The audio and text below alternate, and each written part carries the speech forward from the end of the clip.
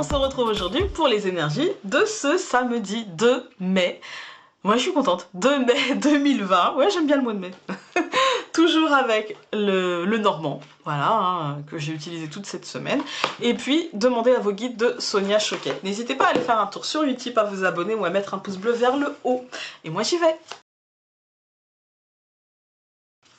Alors, bon, bah écoutez, n'ayez pas peur du serpent, je ne le sens pas mauvais. Là, je le sens en mutation, en fait. Hein.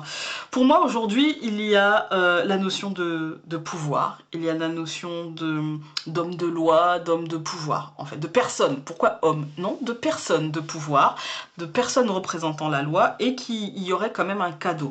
C'est quelque chose, en fait, aujourd'hui, c'est l'extériorité, en fait, qui sera marquée. Qui marquera cette journée. Il y a l'extériorité, il y a la protection et nous avons ce serpent qui nous parle soit de santé, soit de mutation. Il y a comme une protection qui n'est pas encore dite concrètement, qui n'est pas encore solide, on va dire, hein. Mais il y a quand même une protection au niveau de la santé ou au niveau des changements en fait à venir. Pour moi, il y a quelque chose, comment dire, la précaution sera de mise. Voilà, le principe de précaution sera de mise concrètement et je pense que ça va apaiser les choses et que voilà, les choses seront au final pas, elles ne seront pas si mal gérées que cela au final. Voilà, j'ai pas dit qu'elles seraient bien gérées, attention, parce que bien gérées ça voudrait dire qu'on n'en serait pas là aujourd'hui, mais elles ne seront pas si mal gérées. Voilà, on va tout recouvrir. Ouais, ça confirme un peu ce que je dis. Pour moi, en fait, on va vers une forme de matérialisation, mais, enfin, oui, avec le soleil, en fait, une forme d'extériorisation. En fait, on va vers un renouveau, enfin, un renouveau, non, on va vers une vie qui reprendrait, en fait, ses droits.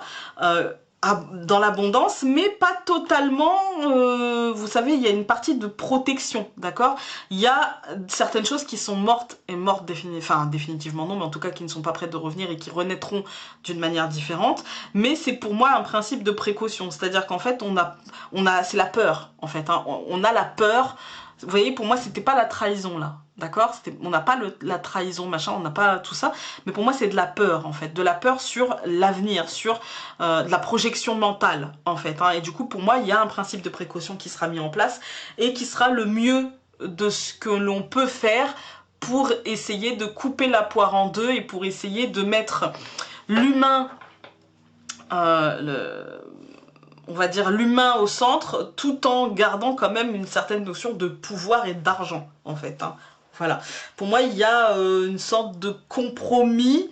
J'ai pas dit qu'il sera idéal, mais je suis pas sûre qu'on puisse trouver mieux. En fait, hein. Je suis pas sûre qu'on puisse trouver mieux aujourd'hui. Donc, il y a comme une poire qui sera coupée en deux et c'est pas plus mal. On va aller voir ce que nous disent nos guides. Maîtrise de soi, moi supérieur.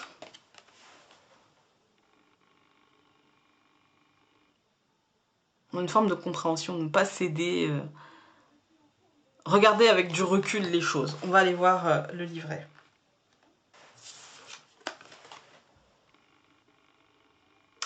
Votre moi supérieur vous conseille de retenir vos émotions en cette période de changement et de transition.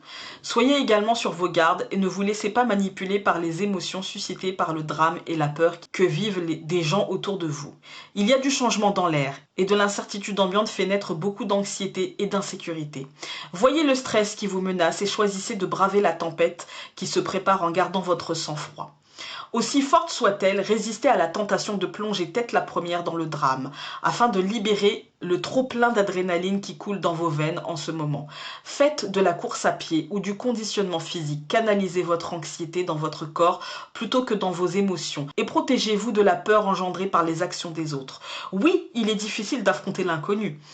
Mais votre moi supérieur vous rappelle que peu importe les défis qui vous attendent, vous pourrez y faire face honorablement si vous restez détaché, détendu et bien ancré.